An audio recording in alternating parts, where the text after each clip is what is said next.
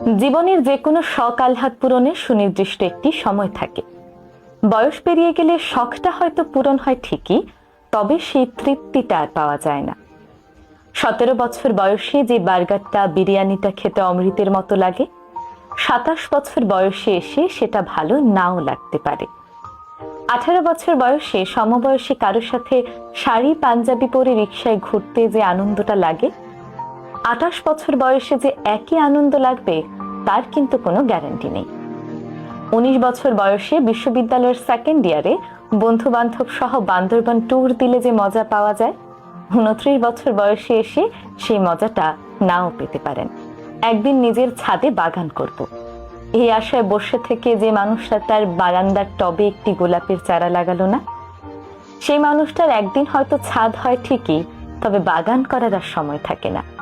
একদিন অনেক বড় চাকুরি করে বাবা মাকে দামি দামি শাড়ি পাঞ্জাবি উপহার দেব, এই কথাটা ভাবা ছেলে বা মেয়েটি হয়তো একদিন বড় চাকরি পায় ঠিকই, তবে ততদিনে বাবা মা হয়তো হয়ে যেতে পারে আল্লাহর মেহমান।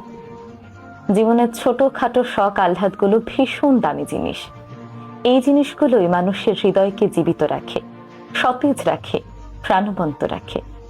মানুষের হৃদয় ধীরে ধীরে মরে যায়, কাঠখোট্টা হয়ে যায় শখ পূরণের অভাবের হাহাকারে।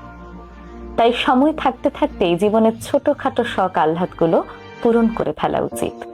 একদিন অনেক টাকা জমলে খেতে যাব, এই চিন্তা না করে অল্প কিছু টাকা জমিয়েই খেয়ে আসুন চিলক্সের বার্গারটা, নাজিরা বাজারের কাচ্চিটা। বিশ্বাস করুন, জীবনের সেরা তৃপ্তিটা পাবেন। আজ এই প্রিয় মানুষটাকে রিক্সা ডেটের অফার দিয়ে বসুন। রাজি হয়ে গেলে শাড়ি পাঞ্জাবি পরে হুড খোলা রিক্সায় বৃষ্টিতে ভিজতে ভিজতে শহরটা ঘুরে দেখুন।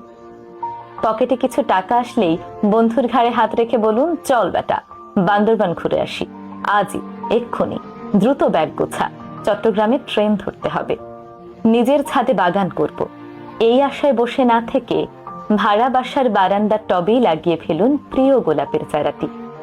টিউশনির টাকাতেই বাবা মাকে উপহার দেন শাড়ি আর পাঞ্জাবি, হয়তো সুতির, কম দামির, তবে শখ পূরণ